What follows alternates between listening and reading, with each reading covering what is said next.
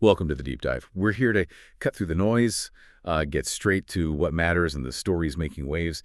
Today, we're looking at an electric vehicle that's had a really significant makeover, the 2026 Subaru Solterra. And people saying this isn't just, a minor update. It's being called Subaru's second attempt at an EV. Some are even whispering it might actually be Subaru's best EV yet. That's exactly right. And our job today really is to unpack those upgrades for the 2026 Solterra. We're working from a First Drive article, a piece where they really put it through its paces in the Colorado Rocky Mountains. We want to figure out what makes it genuinely competitive now, how it fits into this, challenging EV market. And crucially, what this all means for you, especially if you're maybe thinking about going electric. Yeah, and there's some pretty surprising details here, like how does a tiny battery increase lead to such a huge jump in range? Or this wild story about an unplanned off-road adventure. Plus, there's a new feature that should make your longer drives a lot less stressful. Okay, let's get into it. So let's picture this first drive. The riders on these roads outside Denver, almost like wallpaper, perfect roads, and they're heading straight into the Rockies, going from about 5,000 feet up to 9,000 feet, all in maybe an hour. That's a steep climb. And what's fascinating there is how electricity, it's just agnostic to altitude. A regular gas engine would be struggling, losing power in that thin air. An EV doesn't care. And actually, there's a little bonus. The thinner air means less drag, so the car gets marginally more efficient up there. Right. And the Solterra, the article says it was just unbothered, took the switchbacks with poise. The ride felt sophisticated, and the cabin was quiet and refined. Plus, you've got, 338 horsepower just ready to go in the XD trim? But, beyond how it drives, Subaru tackled something huge for EV owners, charging. And they did something pretty impactful. Oh, absolutely. The 2026 Solterra now comes with the NACS port, the Tesla-style plug standard right from the factory.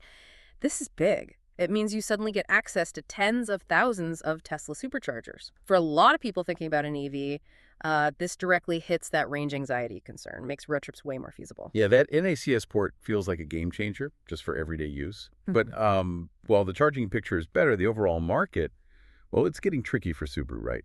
We've got these federal tax credits ending September 70th.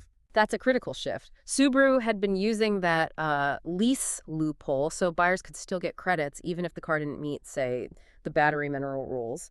But starting in October, the Solterra will have to sell on merit. No more backdoor credits. And the article, it directly asks if it can survive in Trump's America, that's their phrasing, with more competition and potentially fewer pro-EV policies. Just to be clear, we're just reporting what the article's context is, not taking a political side here. But it definitely paints a picture of a tougher market ahead. So no incentives, plus this influx of affordable electric crossovers coming. You mentioned the Leaf, the Bolt EV, whatever Tesla's cooking up.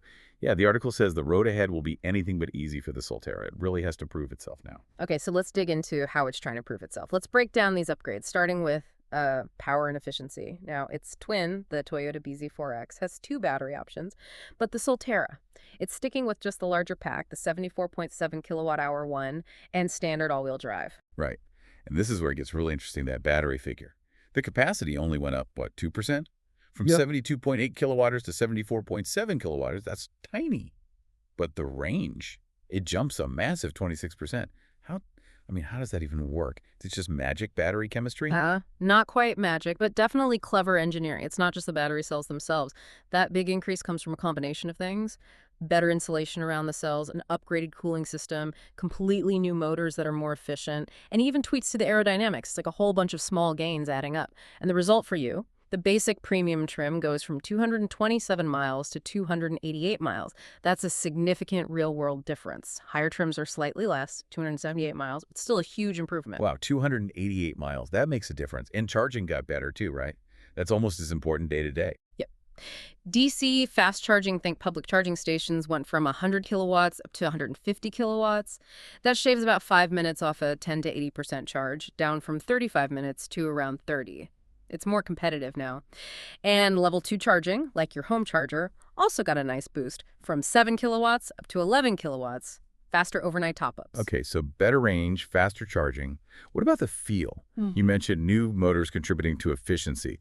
Do they make it feel quicker? They do. The old Solterra was apparently a bit bland off the line. These new permanent magnet motors are lighter, they're more powerful, and crucially, they use silicon carbide semiconductors, basically super efficient electronics that manage the power better. So standard trims get a bump to 233 horsepower, up from 215.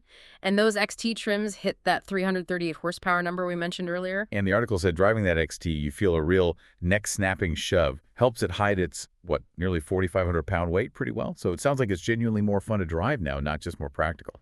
Exactly. But, power is one thing. For longer trips or even just commuting, comfort and quietness matter a lot. And Subaru seems to have put serious effort into refining the cabin and the ride. The article says the cabin feels noticeably quieter and more refined, even cruising below 70 mph. They really went after the noise, didn't they? Yeah. The article lists things like acoustic glass in the front doors, more sound-absorbing glue in the floor. They even reshaped the mirrors and roof to cut down wind noise, better insulation, sealant, stiffer motor mounts, too. It sounds like they were really meticulous. For you, the driver or passenger, that means a much less tiring experience on the highway. Definitely. And they didn't just focus on quietness. There are safety and durability upgrades, too. The battery's crash structure is stronger, and there's now a metal plate underneath it, which actually ties into that off-road story later. More energy-absorbing stuff in the doors and pillars, stronger subframe, just making it more robust overall. And the ride itself. The article calls it much more mature, not exactly plush, but it handles bumps well enough to keep people comfortable.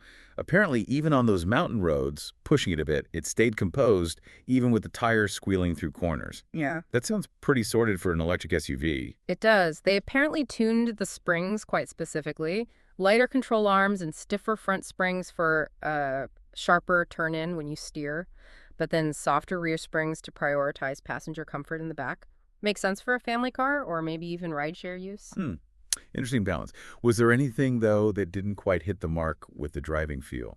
Well, there was one main criticism in the article, the steering. It was described as overly light and vague, needing quite a bit of steering input even for small turns, which is a bit odd given the chassis itself felt pretty good. Now, the writer did add the caveat that these would be pre-production cars, so maybe that gets tweaked before they hit showrooms. But yeah, something to note. Okay, now let's get to that anecdote because this sounds pretty wild. The journalist and their co-driver literally took a wrong turn and ended up way off the planned route on some forest trail, and then they run into a massive pickup truck-sized moose, and then they lose cell service and GPS. Yikes. Yeah. Imagine that scene. The trail apparently narrowed significantly, rocks got bigger, the ground got rougher. Trying to turn around wasn't just a 3-point turn, it became like a 15-point U-turn. Yeah. And then they had to face this steep ascent on loose terrain with rocks. The article literally says quasi-Jeep Wrangler territory. This was serious stuff. How did the Solterra handle that? I mean, it's AWD, but it's not exactly a hardcore off-roader. Right. The driver switched on X mode. That's Subaru's off-road system. Basically optimizes everything, the AWD, traction control, brakes for slippery, low-grip situations. And here's where the EV part gets really interesting. Electric motors can send power to individual wheels incredibly quickly with split-second precision. It's like having super smart electronic differentials. The article describes feeling the power shift around, some wheel spin, but then the car just clawed its way out at low speed without ever stalling. That ability to precisely control torque is a real advantage off-road that gas engines struggle to match. That's pretty impressive. So, okay, it's not a dedicated rock crawler. The article does make the point that it's probably more capable off-road than your average gas-powered AWD family crossover. Yeah. And the ground clearance, 8.3 inches, isn't far off a Crosstrek or Forester, only 0.4 inches less. Right. Which does make you wonder. Subaru's wilderness trims usually add about an inch of lift. Could this capability, plus that anecdote, maybe hint at a future Solterra Wilderness version down the line for the real adventure types? The platform seems capable. It definitely shows Subaru leaning into that niche where they have loyal customers, even with their EV. Interesting thought. Okay, so beyond the performance in that unexpected adventure, what about the looks and the tech inside? You got a facelift too, right? Yep. The exterior's refreshed. It has a cleaner, flatter nose and new signature daytime running lights. Looks a bit more modern, maybe aligns it more with other upcoming Subaru EVs like the Trailseeker and Uncharted they've mentioned. And inside, you mentioned it feels more refined. Yeah, they've used higher quality materials and soft touch surfaces on the dash and door panels. Little upgrades that make it feel a bit more premium. The screen got bigger, right? That central screen is now standard 14 inches. Correct. Up from 12.3 inches before, now 14 inches standard on all trims. The article says it has slimmer bezels, sharper resolution, and feels snappy to use. And importantly, wireless Android Auto and Apple CarPlay apparently worked without any glitches. Good. And they kept some real buttons, didn't they? Not everything buried in the screen. Thankfully, yes. You still get proper rotary knobs for temperature and volume. Big win there. And dedicated buttons for drive modes and the X mode settings on a redesigned center console. Plus, 2 wireless phone charging pads. Very practical. Okay, sounds mostly positive inside. But the article did have a couple of complaints, didn't it? It did. One was that some of the plastics on the center console still felt a bit plasticky and cheap. Minor, maybe? Yeah. But the bigger issue, potentially for you as the driver, was the gauge cluster. Apparently, depending on how you position the steering wheel, part of the gauge cluster remains blocked by the rim, to the point where if you sit low, it's almost obsolete. That seems like a pretty significant oversight. Yeah, that sounds frustrating. Like, what's the point if you can't see it properly? Yeah, The article suggested maybe they need to rethink it entirely. exactly. Maybe move it, or maybe even ditch it like Tesla if it's not going to work for everyone. It's a strange flaw in an otherwise improved interior. Okay, so let's try and pull this all together.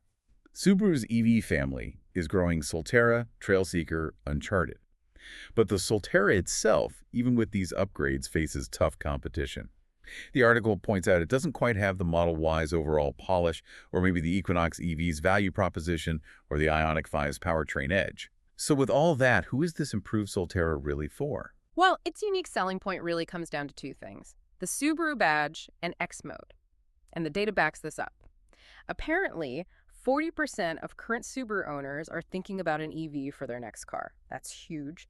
And Solterra buyers tend to be younger than typical Subaru owners, average age 45-50 versus 55.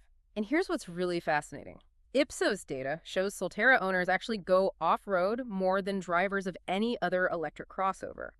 And get this, only the owners of the Ford Mustang Mach-E are more likely to bring pets along for the ride. Huh. Okay, so it really is hitting that specific Subaru niche, outdoorsy, adventurous, probably owns a dog or two. So for that crowd, especially if they're loyal to Subaru, maybe this refreshed Solterra makes sense as a first EV. Even if it's not Western class everywhere, the article says simply keeping pace with competitors is a step forward, especially without those tax credits. And it makes the point that once people go electric, data shows they rarely turn back. That's the core argument. But there's one huge unknown that could make or break its success for you and others: the price. The article stresses that to be truly competitive, it needs to land somewhere in the mid-$30,000, maybe even lower. And that's just tough these days with tariffs, market uncertainty. Getting that price right will be critical. Right. So summing up, the 2026 Solterra isn't just a minor tweak. It's had some really significant, meaningful upgrades. It's definitely a much more competitive player in the EV space now, Yeah, particularly for that loyal Subaru audience. absolutely. Which leaves us with a really interesting question for you to think about. We know people who go electric tend to stay electric. We know the Solterra appeals to that specific outdoor Subaru loyal group. So as it moves forward without those federal incentives in a tougher market, what do you think will be the single most critical factor for its long-term success? Is it nailing that off-road capability? Is it the charging access, the quieter ride? Or does it all just boil down to hitting that magic price point? Something to consider until our next deep dive.